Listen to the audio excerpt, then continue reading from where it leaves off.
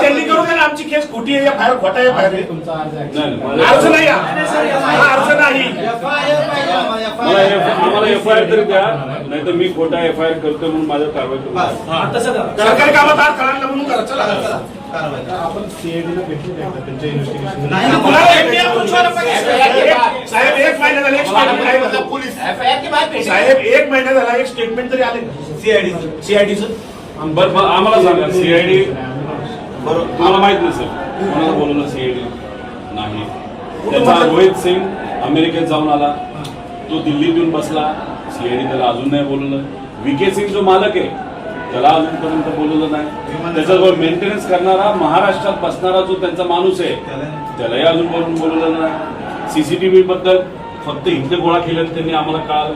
त्यानंतर तिथं जो जे 2 येणार होते कॅप्टन पायलट ते अचानक कॅन्सल झाले. का झाले त्यांना अजूनपर्यंत बोलवलं नाही, त्यांना नोटीस नाही. आणि डीजीसीच्या कोणत्या अधिकाऱ्यांनी मंजुरी दिली याला? आणि हे आमच्या लेवलला आम्हाला कळलेलं माहिती. आता पब्लिकला तर काहीच माहित नाही. लोकांना माहित नाही. आम्ही घरचे असू, हे 8 तास बसतात. गव्हर्नमेंट प्रेझेंटेशन दिल्लीत दाखवले, मुंबईत दाखवले, ते मोगम नाही साहेब. आणि ठीक आहे मी प्रेझेंटेशन केलं, चुका केल्या, मला काउंटर फ्री केलं. बारामतीमध्ये पोलीस जर आम्हाला साहेब आमचा एफआयआर घ्या, सीआयडीला द्या ना. तुमच्यावर काय करस्पॉन्डन्स झाला का सर सीआयडीचा? मी देशाच्या मिनिस्टर साहेबांच्या ऑफिसला पाठवले, डीजीसीला पाठवले. आम्ही एव्हिएशन मंत्री तिथं नसावेत असं म्हणत असलो तरी त्यांच्या मंत्रालयाला मी पाठवलेलं आहे. अहो त्याला VSR कंपनी जी आहे त्याचे आणि त्या डीजीसी जी पार्टी आहे त्याचे जे प्रमुख आहे त्यांचं कमर्शियल रिलेशनशिप आहे. मग म्हणून VSR ला वाचवत आहे.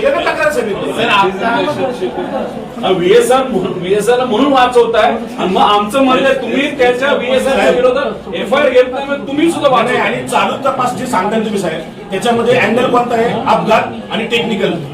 क्रिमिनल चौकशी कोण करत? 5 लोकांच्या मृत्यूची आमची रिपोर्ट झाली, आमच्या एवढं बाकी आमचं काहीच पण नाही. सिंपल एकदम 5 लोक मयत झाले एका ऍक्सिडेंट मध्ये. आमची ऍक्सिडेंटची एफआयआर टाकतो आणि आमची एफआयआर कुठे मध्ये काही होते पुढे नाहीतर सीआयडीकडे वर्ग करा.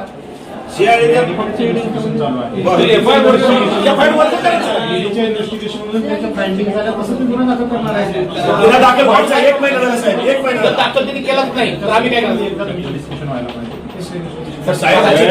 सीबीआय मध्ये आता सुद्धा आपण बोलतोय, आता आपण बोलत असताना 7,000 पेक्षा जास्त केसेस प्रलंबित आहेत. 2600 केसेस 10 वर्षाला प्रलंबित आहेत. दादाला न्याय दिला 10 वर्ष.